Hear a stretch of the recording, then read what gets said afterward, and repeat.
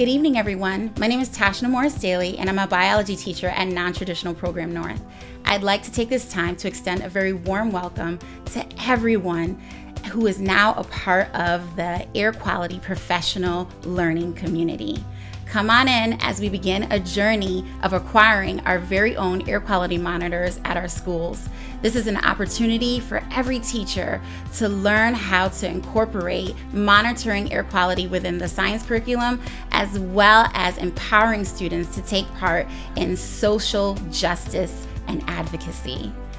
Let's begin with my journey in Hartford, Connecticut. I was a young student in Hartford, Connecticut, and I had asthma. In fact, I had chronic asthma. In the early 1990s to about the mid-2000s, Hartford, Connecticut was known to have a rate of about 25%, meaning that 1 in every 4 children had asthma. I was that 1 in every 4. You see, my playground, the playground at my school, Alfred E. Burr Elementary School, was literally surrounded by 2 highways, 84 and 91. So my classmates and myself, my siblings, were all affected by major highway traffic, city smog, and pollution. We were affected by industrial pollution. And when it was really, really hot, we were affected by that urban heat island heat that caused an increased amount of nitrogen dioxide and particulate matter to exacerbate our chronic asthma symptoms.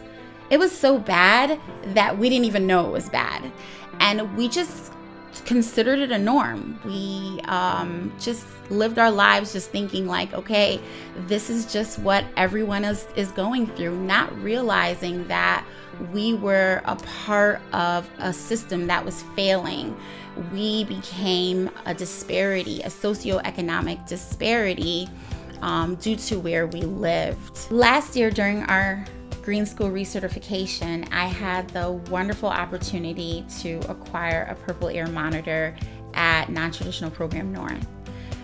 One of the main reasons why I desired for my students to have an air quality monitor at our school was just simply around health awareness. My mind just kind of ran back to the Canada fires, and I simply just wanted my students to just realize the direct impact of respiratory health issues connected to our air quality.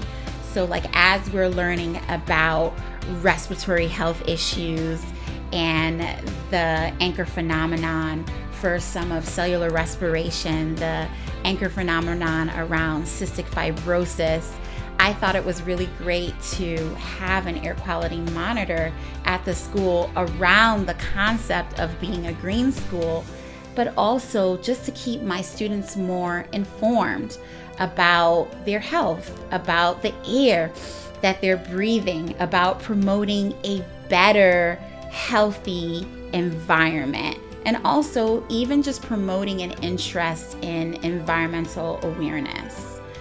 I also wanted my students, my scholars, to have an impact for environmental responsibility, advocacy. I'm trying to find the right words. I wanted my students to have civic engagement. So when we acquired an air quality monitor, it was a way for them to have a sense of duty to report the air quality to our school.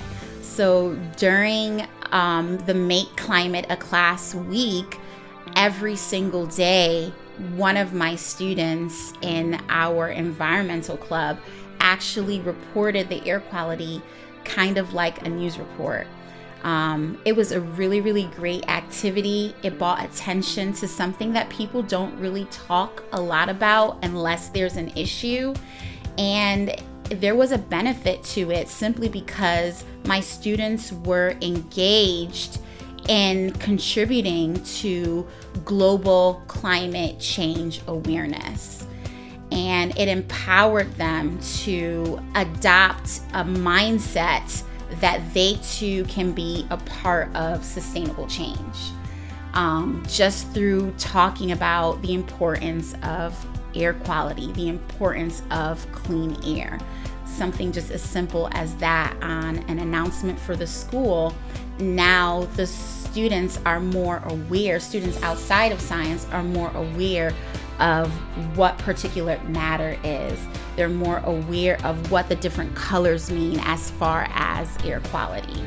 And I just thought I would share that because it started from something really, really small. My connection as a child in Hartford, Connecticut, being one of the 1 in every 4 with asthma. Now I'm a biology teacher and I am teaching my students about social justice and civic engagement when it comes to the air that we breathe. All right, but that's enough about me.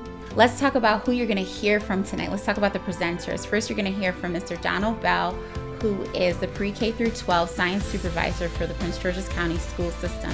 You'll also hear from Dr. David Blockstein, Bard College, Make Climate a Class Week. You'll hear from Y. Lacey's Lee Coy Kindle. You'll also hear from Elizabeth Spike, Clean Air Partners.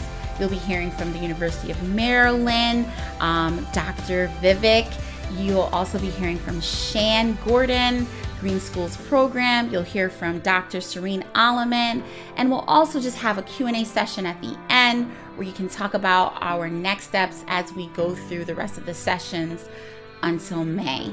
Stay tuned because I really feel like this introductory session is going to reveal a lot about how we're going to move forward.